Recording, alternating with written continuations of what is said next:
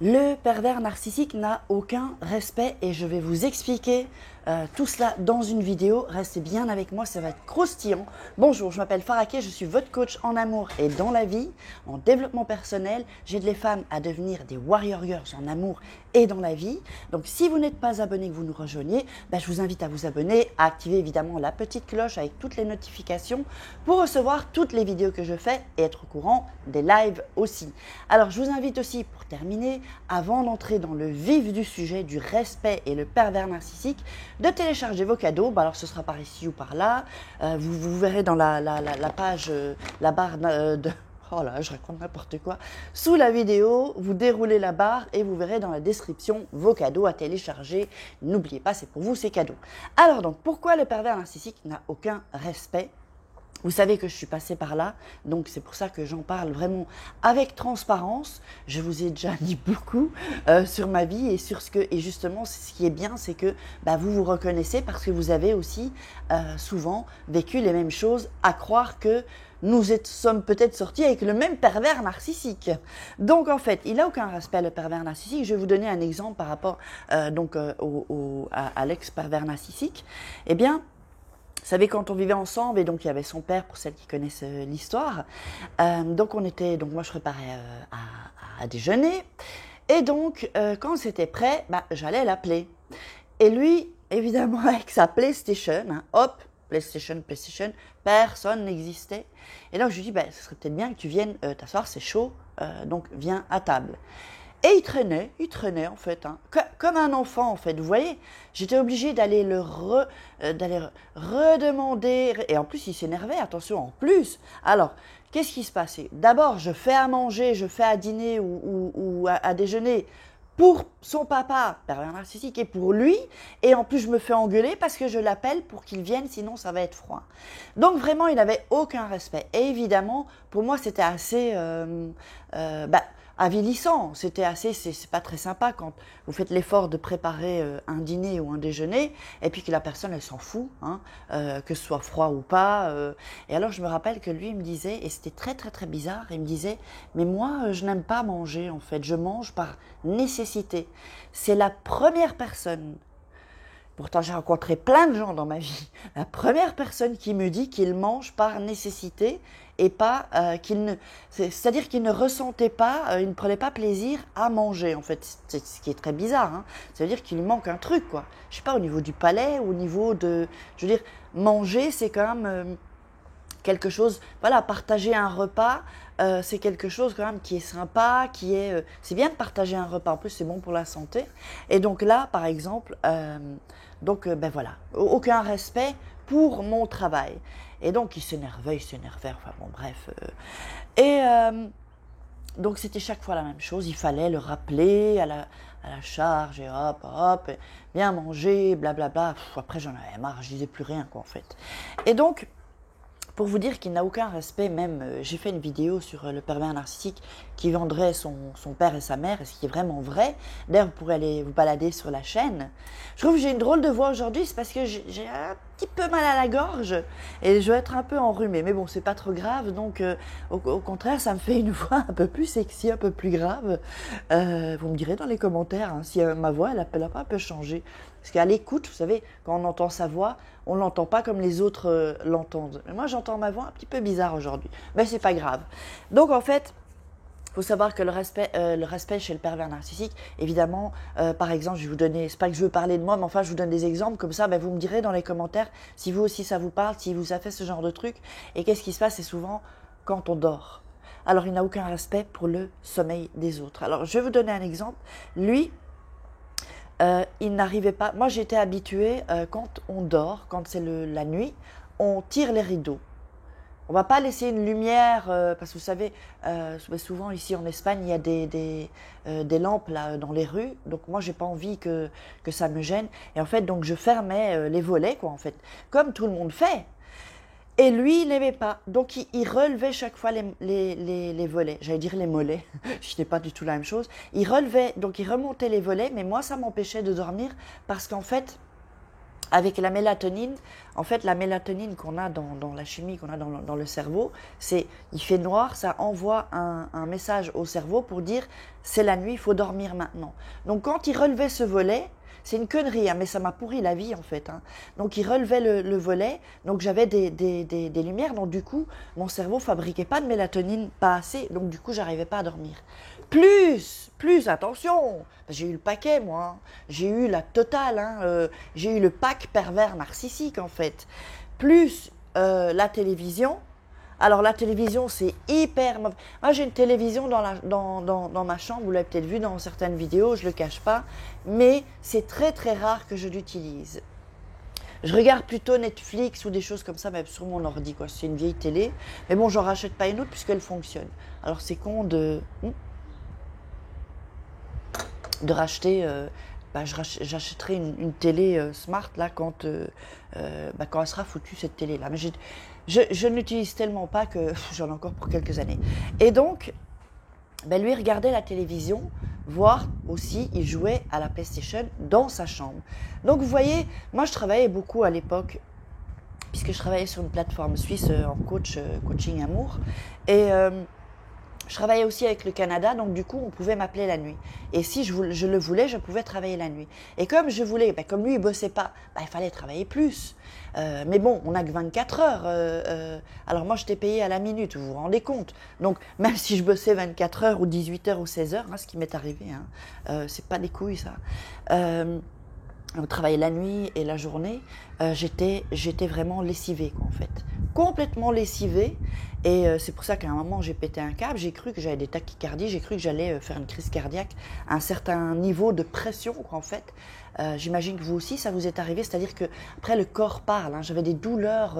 Le corps parle quand il ne peut pas sortir toutes ses émotions, en fait. Et donc, comme évidemment, il rabaissait, il humiliait. Tout va bien aujourd'hui, je vous rassure. Donc on peut se sortir de ça. Alors, mais je vous en parle comme ça, vous voyez si vous avez aussi connu ça. Puis vous pourrez me mettre dans les commentaires. Donc en fait, il m'empêchait de dormir. Et je me souviens aussi que quelquefois, il m'envoyait un coup en fait. Donc moi je dormais et pendant la nuit, il me frappait en fait. Il me frappait et il y avait sa main qui partait, bam, ou alors en un coup, bam, avec son pied. Et il le faisait exprès. Mais moi, alors à ce moment-là, je ne savais pas. Alors, ça me faisait mal, quoi, ça me réveillait. Parce qu'il ne veut pas que vous dormiez, il veut vous faire chier. Il est là vraiment pour vous pourrir la vie. Donc, quand vous êtes bien, il n'aime pas. Lui, il est content quand vous n'êtes pas bien. Donc, le respect, comment est-ce qu'il peut vous respecter si vous êtes un objet pour lui? Vous n'êtes pas un sujet, vous êtes un objet qui va prendre, il va sucer la moelle, il va tout prendre, quoi, en fait. Donc, par rapport, je ne sais pas, qu'est-ce qui pourrait me venir encore par rapport au respect. Ça, je l'ai déjà dit dans quelques vidéos, hein, que par exemple, quand on traversait, il me prenait le bras quand même assez... Il n'était pas violent physiquement, mais enfin, ça, c'était une violence physique. Hein. Et alors, me prendre comme ça, me tirer presque pour traverser, ça, c'est complètement un manque de respect. C'est-à-dire, c'est comme, je ne sais pas, moi, si je prends... voilà, une farde et que voilà, je la prends et aucun respect, quoi, en fait. C'est un objet. Vous voyez, la farde, c'est un objet. Donc, c'était vraiment très, très, très avilissant, très rabaissant. Puis, évidemment, les choses qu'il disait, essayer de complètement me foutre en l'air mon cerveau et mes pensées surtout, et puis ce que moi je pensais de moi. Donc il a vraiment, vraiment, vraiment cassé. Et moi ce que je voudrais aussi vous dire, c'est que si un homme ou une femme, hein, j'ai fait une vidéo sur les femmes pervers narcissiques, que vous pourrez aller voir, si un homme, je mettrai dans les infos, si un homme ou une femme ne vous respecte pas, mais ne restez pas avec cette personne. Vous savez, il faut directement, il faut vraiment élever ses standards et se dire, moi je sais ce que je vaux, je suis quelqu'un de bien et je sais ce que je peux apporter à l'autre. Je sais ce que je peux apporter à une personne, à un partenaire. Donc, est-ce que je vais laisser maintenant, bien sûr avec tout ce que vous savez maintenant aussi sur les manipulateurs, les pervers narcissiques, est-ce que j'ai le droit, moi, parce que je m'aime, d'encore me laisser manquer de respect par quelqu'un d'autre? Ce n'est plus possible. Vous ne pouvez plus faire ça. J'espère vraiment, et je sais qu'il y a beaucoup de gens qui me regardent et qui ont vraiment compris ça, et qui ont eu le déclic de ne laisser plus personne Alors que ce soit un pervers narcissique dans la famille, dans les amis, parce que vous savez, c'est pas parce que vous avez un pervers narcissique avec qui vous avez un lien de sang qui peut tout se permettre. Vous avez le droit de couper les ponts avec cette personne. Vous avez le droit. C'est pas parce qu'elle a le même sang que vous et qu'elle fait partie de votre famille que vous êtes obligé de toute votre vie supporter ça. Non, ce n'est pas vrai. Qui a dit ça? Sinon, des conditionnements de la société, dire ou la famille. Évidemment que la famille, c'est important, c'est dans mes valeurs. Mais quand vous avez quelqu'un dans votre famille avec qui vous avez des liens de sang, qui ne vous respecte pas, qui vous rabaisse, qui vous prend pour une merde, pourquoi? Non, vous n'êtes pas obligé de continuer cette relation. Ça peut être votre père, ça peut être votre mère, ça peut être un cousin, une cousine, voire même un enfant. Ça, j'ai beaucoup de commentaires par rapport à ça, par rapport aux enfants pervers narcissiques. Alors, je ne vais pas parler sur la petite enfance, parce que ça me dérange un peu, parce que ça voudrait dire qu'un enfant ne peut pas changer, même que, pour moi, tout être humain peut changer. Hein.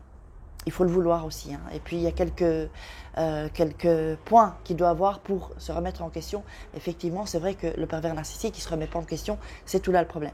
Mais quand vous avez un enfant adulte qui est pervers narcissique, qui vous rabaisse, qui ne vous respecte pas, vous n'êtes pas obligé, parce que vous êtes sa maman. Non, donnez-lui une leçon, montrez-lui.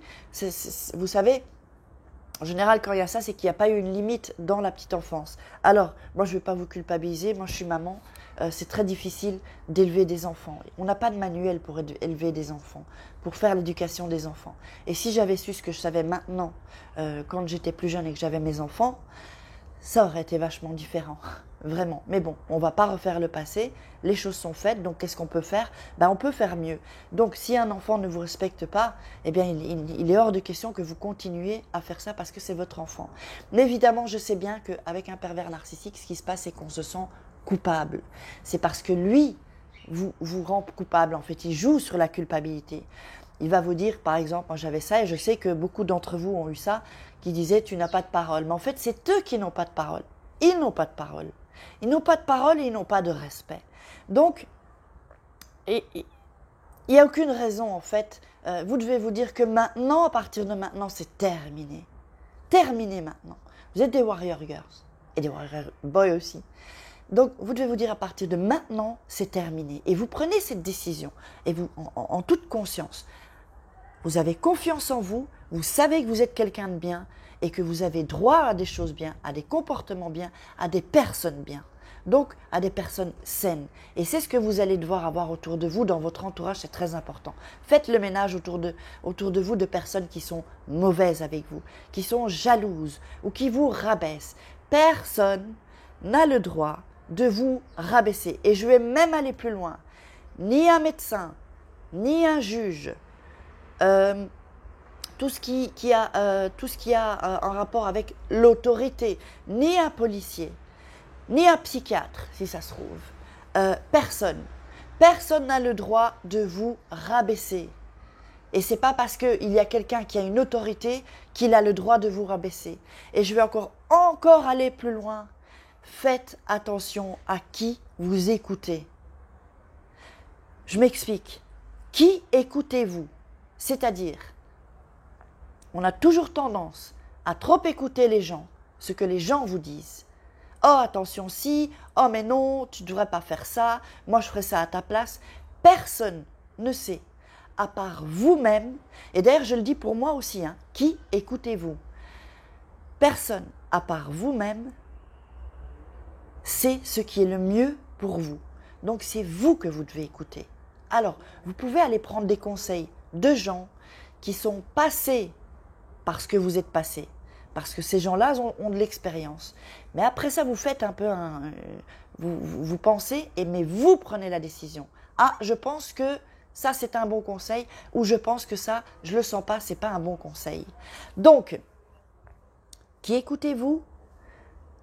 Je vous conseille d'écouter des gens qui sont passés, ce par quoi vous êtes passé, ou qui ont ce que vous voulez obtenir. C'est-à-dire, par exemple, si vous voulez devenir riche, on va prendre l'exemple, eh bien, prenez les conseils de personnes qui ont de l'argent. Être riche, c'est à partir de 8 000 € par mois.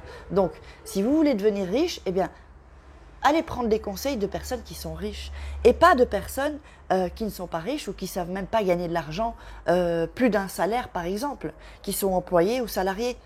Eux, ils n'y connaissent rien. Ils n'y connaissent rien et s'ils n'ont pas fait cet argent, ils ne peuvent pas vous conseiller. C'est un exemple, hein, ça peut être pour plein de choses, par exemple. Donc, c'est comme si vous voulez faire un marathon, vous n'allez pas demander conseil, par exemple, à votre copine de bureau qui s'y connaît pas du tout en marathon et qui va vous conseiller. Donc, au final, vous allez prendre des conseils de gens qui savent de quoi ils parlent ou qui sont passés par ce que vous êtes passé, ce par quoi vous êtes passé, et c'est vous qui prenez la décision pour vous-même. Et c'est pour ça que je vous dis souvent, écoutez votre intuition, écoutez cette petite voix intérieure comme on dit, parce qu'il n'y a que vous qui puissiez savoir ce qui est bon pour vous, personne d'autre. Alors, je vous embrasse, j'espère que vous avez apprécié cette vidéo. Je vous invite à la partager, à mettre des likes, partager pour qu'il y ait un maximum de gens qui soient au courant, puis faire passer le message et agrandir la communauté. Je vous dis merci, suivez-moi dans les stories. Moi, j'adore les stories. Elle est débloquée enfin depuis le temps que j'attendais. C'est presque un mois. Où je vous montre un peu les coulisses hein, de ma vie. Et puis, mettez des commentaires. Dites-moi ce qui s'est passé pour vous aussi, ce que vous en pensez. Et puis n'oubliez pas de télécharger vos cadeaux. Je vous embrasse très fort et je vous dis à demain. Ciao. Bisous.